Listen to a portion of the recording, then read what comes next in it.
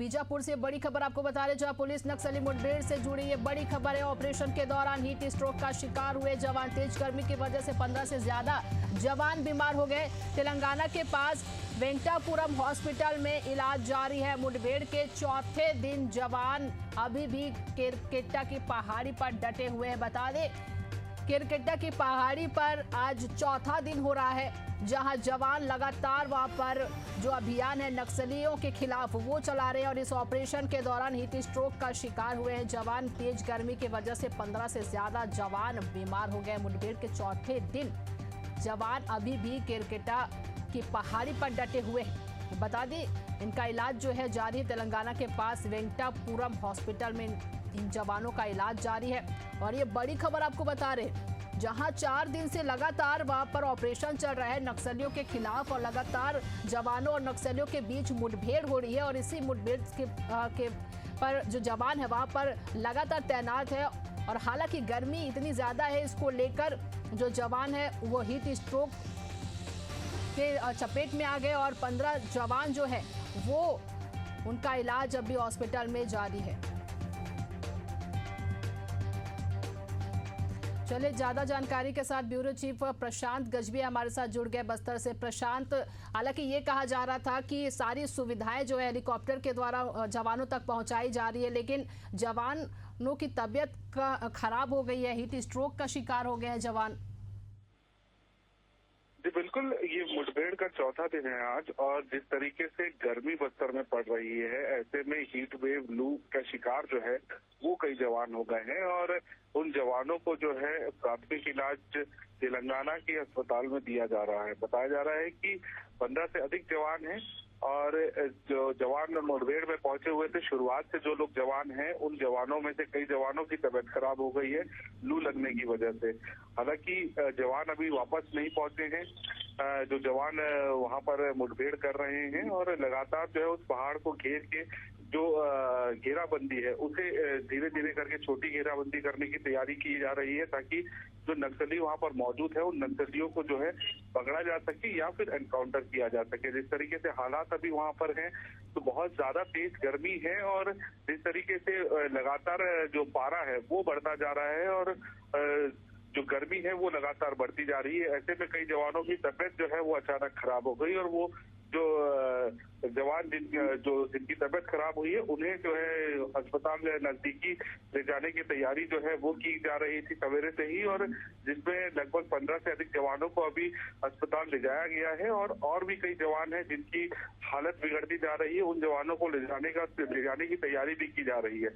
जिस तरीके से हम लगातार बता रहे हैं कि हेलीकॉप्टर की मदद ली जा रही है, और उन हेलीकॉप्टर की मदद से जो है इन जवानों को वहां से निकालने का प्रयास किया गया, और लगातार जवानों को वहां से जिनकी तबीयत खराब होती जा रही है उन्हें निकालने की कोशिश और जारी है। और लेकिन जो जवान वहां पर मौजूद है वो लगातार मुठभेड़ में शामिल हैं, और रुक रुक कर चौथे दिन भी आज फायरिंग चल रही है, और फायरिंग की वजह से वहाँ जो जवान है वो डटे हुए हैं और धीरे धीरे करके आगे बढ़ रहे हैं, ताकि नक्सलियों को घेर सके और एनकाउंटर में जो है बड़ी सफलता लाई जा सके। क्योंकि कई बड़े नेता नक्सली जो है वहां पर मौजूद हैं, और पहाड़ी का जो इलाका है वो लगभग 7 किलोमीटर का बताया जा रहा है। वो जो है उसको उस तरीके से घेरना काफी ज्यादा मुश्किल है, लेकिन उसके बावजूद भी हजारों की संख्या में जो जवान पहुंचे हुए हैं वो इस मिशन को अंजाम दे रहे हैं। और अंतिम लड़ाई जो है ये बिल्कुल कही जा रही है, क्योंकि जो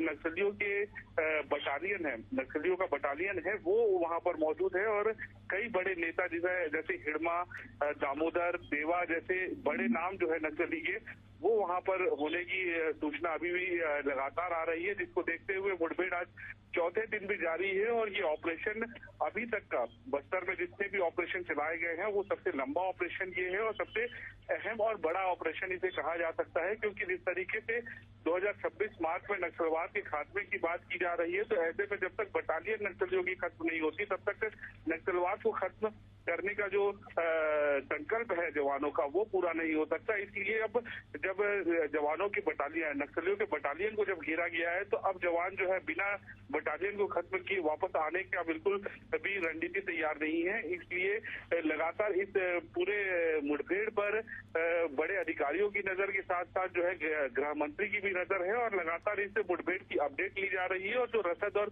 पानी है वो तो हेलीकॉप्टर की मदद से पहुंचाया ही जा रहा है। साथ ही साथ जो जवानों की हालत खराब हो रही है, गर्मी हीट स्ट्रोक की वजह से जिन जवानों की तबीयत खराब हो रही है, उन्हें हेलीकॉप्टर की मदद से नजदीकी जो अस्पताल है वहां पे प्राथमिक इलाज कराया जा रहा है। जी प्रशांत, जानना चाहेंगे कि जवान जो है वो बीमार हुए, कैसी अभी उनकी स्थिति बताई जा रही, कब तक वो रिकवर हो पाएंगे प्रशांत?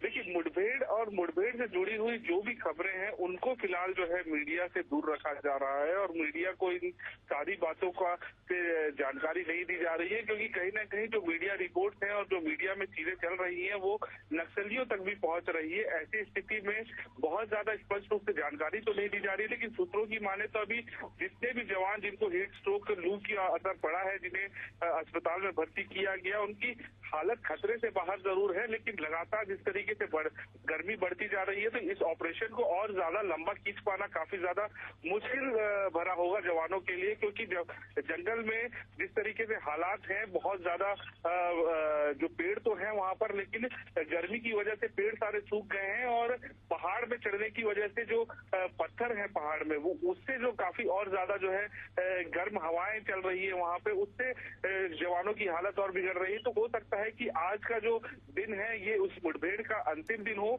और इस मुठभेड़ को जो है आज शाम तक जो है जवान खत्म करके वापस भी पहुंच जाए। जी बिल्कुल प्रशांत, और ये बड़ा ऑपरेशन है जो पुलिस और नक्सली मुठभेड़ के बीच ये जो मुठभेड़ चल रही है उसमें ये बड़ा ऑपरेशन है। हालांकि हम भी यही चाहेंगे कि जवान जो है वो जल्द से जल्द ठीक हो जाए और वापस इस अभियान से जुड़ जाए। तमाम जानकारी के लिए प्रशांत आपका बहुत बहुत धन्यवाद।